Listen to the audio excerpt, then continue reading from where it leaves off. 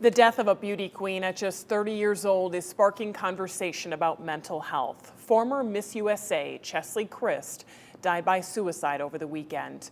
News 8's Nina Burns is here to explain why it's an important time for those who work for awareness. That's right, Denise.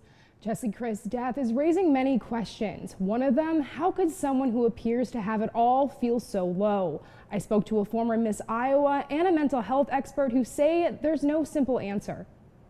A tragic loss. You become a pageant queen or you compete in pageants, people think that then everything is perfect. That's how former Miss Iowa and Quad Cities native Polly Escobedo describes the death of Cheslie Kryst. In 2019, Kryst was crowned Miss USA. That same year, 3 other women of color made history, taking home 4 major pageantry titles. Few and far in between that there was a Black woman crowned, and to see so many at once, I just knew there were young girls out there that were looking at that and saying, I can too. Kryst's success undeniable, which is why her death came as such a shock. When it seems like somebody has it all figured out, because here they are paving this way. We don't realize that a lot of times there's an inner struggle. The CEO of Vera French says added pressures can take a toll. Especially with people who are highly judged or criticized for their job performance or their looks. But Escobedo says her death shouldn't be tied to pageantry. It's important to remember that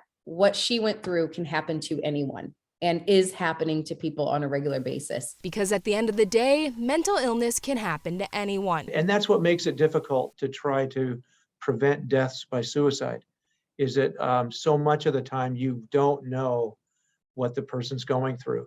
And you can't tell from the outward symptoms. Nina Burns, WQAD News 8. The CEO of Vera French says there are signs to look out for if you think your loved one may be suffering with mental illness. Poor eating habits, lack of sleep, and lack of energy are normally early signs of depression. Back to you. Kryst was a graduate of both USC and Wake Forest, going on to get her law degree and MBA.